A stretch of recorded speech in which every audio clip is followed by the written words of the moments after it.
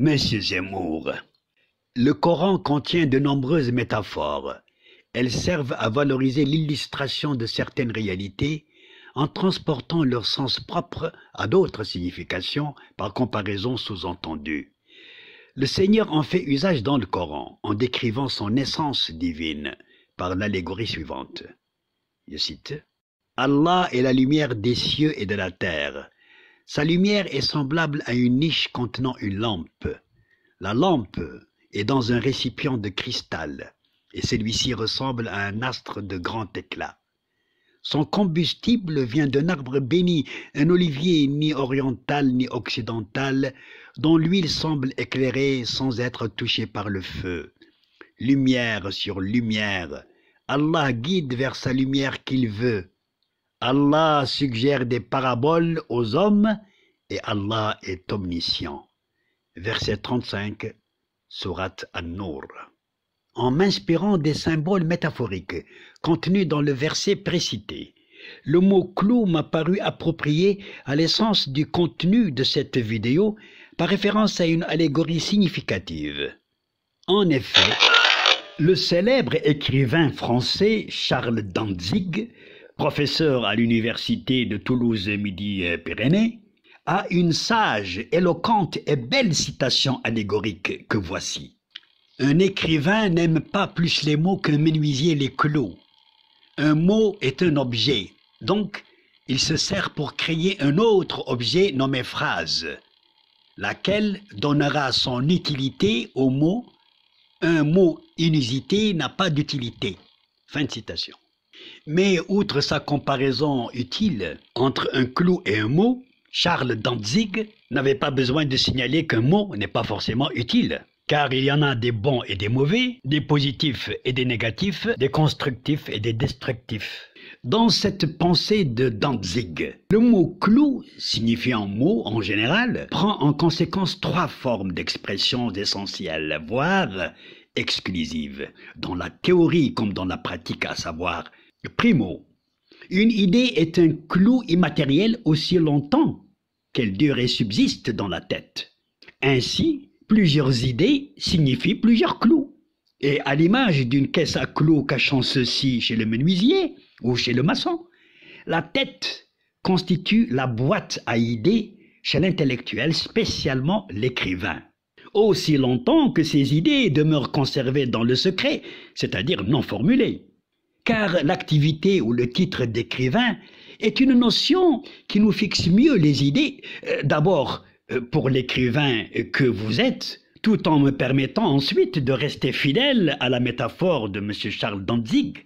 Secondo, l'idée devient un clou une fois transformée en un mot écrit. Tertio, une idée devient enfin un clou palpable quand elle est traduite oralement ou vocalement, c'est-à-dire aussi perceptible et saisissable qu'un mot écrit. Voilà, M. Zemmour, ce que suggère la citation précitée de Charles Dantzig. Par suite, tout en restant dans sa logique, dirais-je qu'un clou matériel pourrait être également aussi réel et normal, c'est-à-dire métallique et massif pour percer et trouer, autant qu'il pourrait faire l'objet de contrefaçons, sous forme d'une matière non rigide, non métallique, non massive, comme un faux clou par exemple, en plastique, en bois ou même en aluminium. Que pourrait-il alors percer ces types de clous, sauf se tordre au premier coup de marteau sur la matière que l'on voudrait trouver?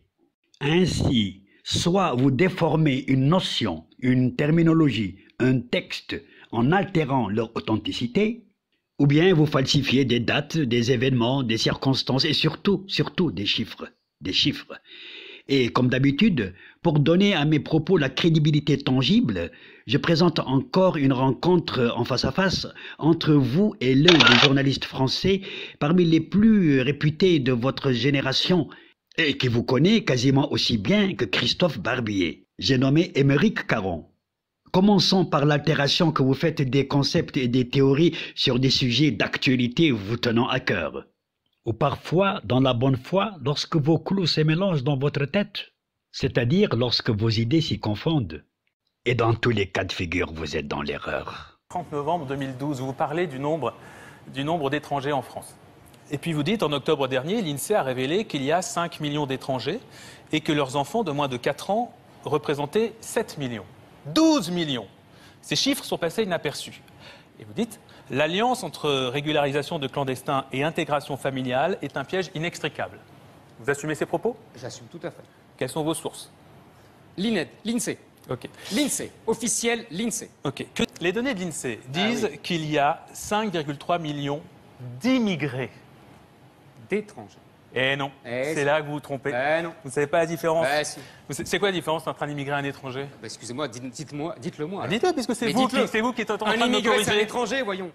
Un immigré, c'est un étranger? Ah oui, un immigré, c'est pas un étranger. Pas du tout. Ah bon, c'est un Français. Ça explique un petit peu mieux maintenant pourquoi vous confondez tout, mon cher Eric. Alors allez-y, faites-moi la leçon, allez-y. 5 millions C'est d'immigrés, il y quelqu'un a qui 5 n'est pas millions né en France et qui vit aujourd'hui en Mais dans France. ce cas-là, il y a 20 millions d'immigrés. Non, vous confondez tout. C'est Vous confondez les confondez enfants tout. Il y d'immigrés a 5 avec les millions immigrés. d'étrangers. Non, vous confondez tout. C'est Vous vous qui confondez les confondez enfants tout. d'immigrés Il y a 5 avec les millions immigrés. d'étrangers. Non, vous confondez tout. C'est Vous vous qui confondez les confondez enfants tout. d'immigrés avec les Il y a 5 millions immigrés. d'étrangers. Non, il y a Si. 5,3 millions C'est faux. d'immigrés. C'est faux. Car parmi ces immigrés, certains sont devenus français. Car parmi ces immigrés, certains sont devenus français. Car parmi ces immigrés, certains sont devenus français. En effet, M. Zemmour, vous confondez tout. Car selon vous, un immigré ne peut jamais avoir la nationalité du pays d'accueil de résidence. Et vous aurez aussi la même confusion avec Tariq Ramadan. Vous faites en fait un blocage sur la mémoire de Français qui sont français autant que vous, qui sont juste immigrés de moins longue date parce que vous êtes aussi immigrés, qui sont juste immigrés de moins longue date parce que vous êtes aussi immigrés, qui sont juste immigrés de moins longue date parce que vous êtes aussi immigrés. Car en effet, parmi ces immigrés, certains sont devenus français. Mais votre obstination égocentrique vous empêche de l'admettre.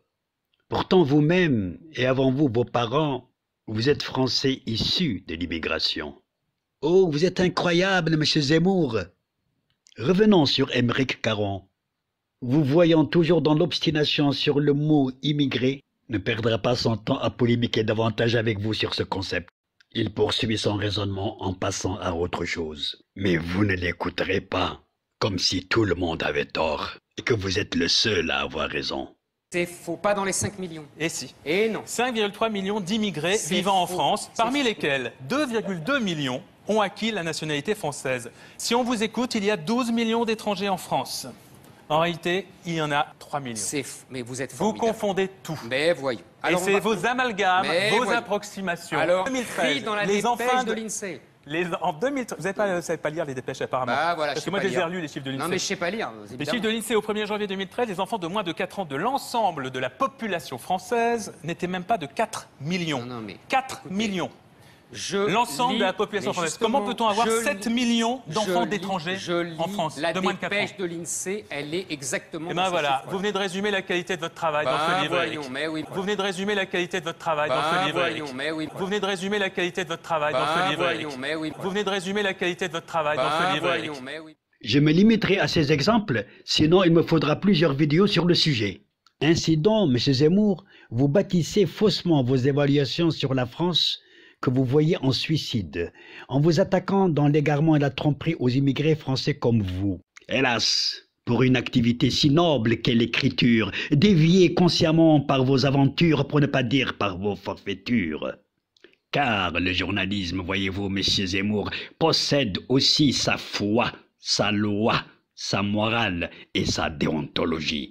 Au final, par des fausses interprétations de notions ou par des chiffres erronés, vous dénaturez la réalité en altérant la vérité.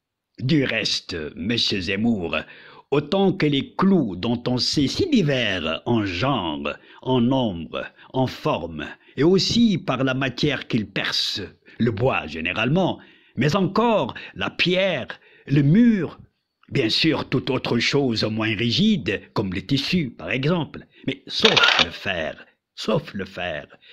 Et le fer, dans sa solidité et sa résistance à vos clous, symbolise l'islam par le Coran et par son prophète, contre lesquels vous ne pouvez absolument rien.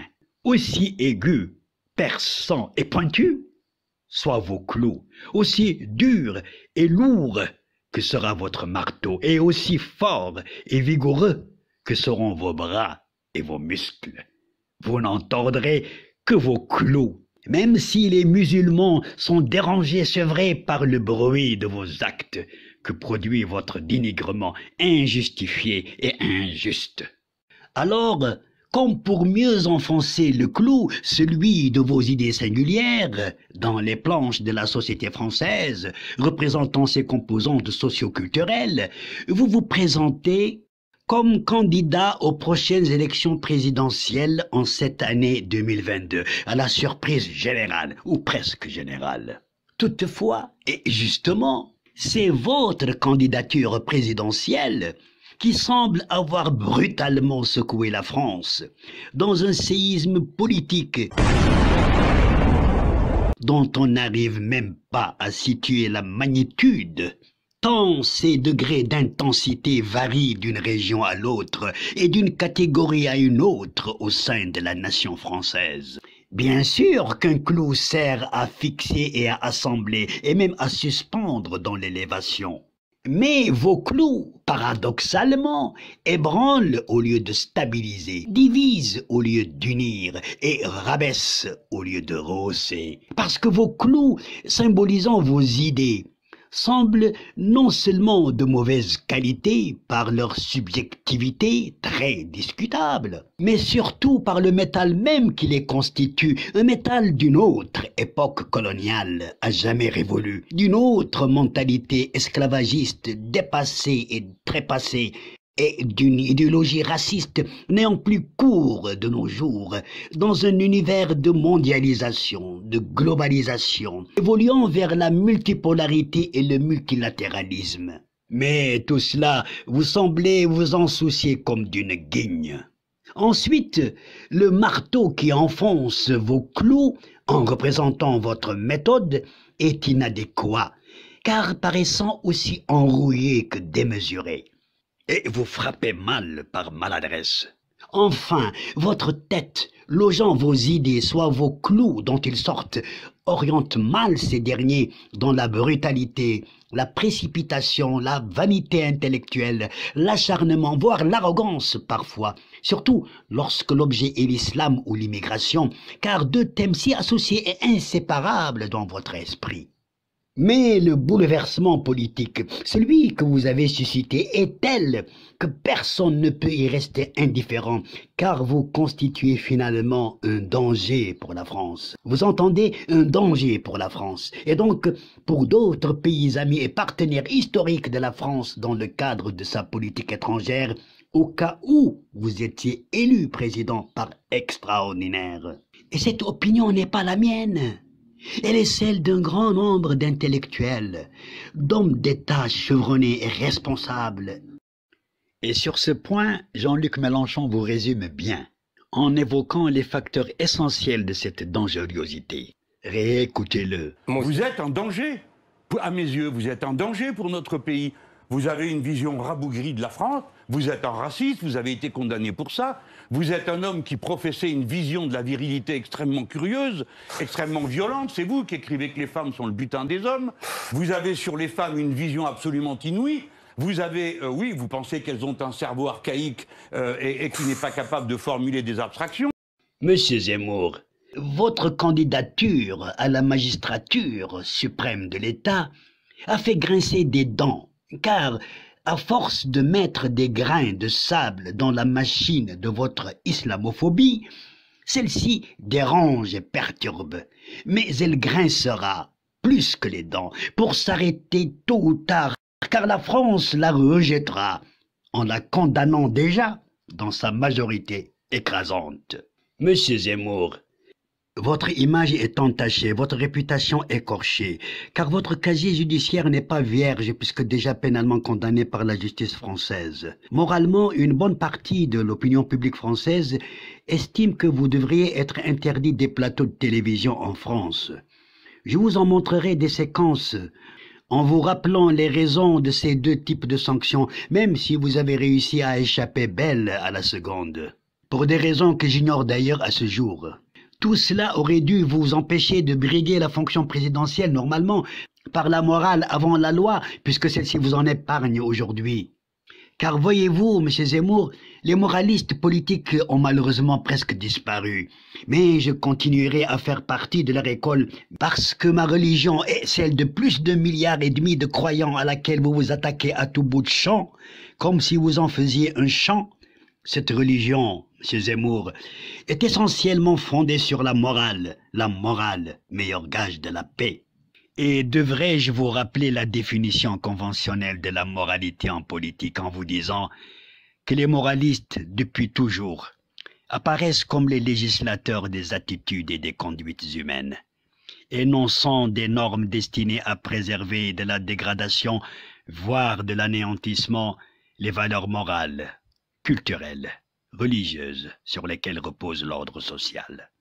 Et l'on ne peut pas dire qu'avec vous, M. Zemmour, par vos actions et vos idées, anti-humanistes, racistes, xénophobes, discriminatoires et antireligieuses envers l'islam et les musulmans, que vous défendez les valeurs morales, culturelles et religieuses de la société française, sur lesquelles repose donc son ordre social. Vous êtes en conséquence contre l'ordre social et antimoraliste.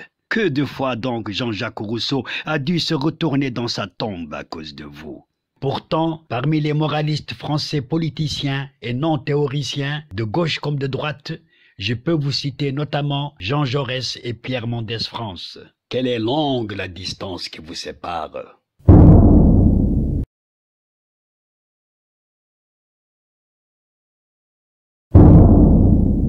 Monsieur Zemmour, que dirait-on de votre dernier ouvrage intitulé « La France n'a pas dit son dernier mot » ? Ne porterait-il pas autant de clous trafiqués en idées en chiffres que le précédent, si justement critiqué et déconstruit de ses fondements par Émeric Caron? Avez-vous dit votre dernier mot en mauvais clous, si la France n'a pas encore dit son dernier mot sur vous pour le 24 avril 2022? Et ne vous êtes pas déjà suicidé politiquement en 2014 par la publication de votre livre « Le suicide français » en croyant que la France se suiciderait ou s'est déjà suicidée par un affaiblissement progressif de l'État-nation français. N'est-ce pas plutôt votre affaiblissement progressif s'opère depuis cette date-là, tant par l'affaissement des fondations superficielles de votre édifice intellectuel, par méthode de raccourcissement, que par la fragilité de vos clous, à la faveur de vos idées erronées et vos données falsifiées? À la prochaine vidéo, si Dieu le veut, je l'espère.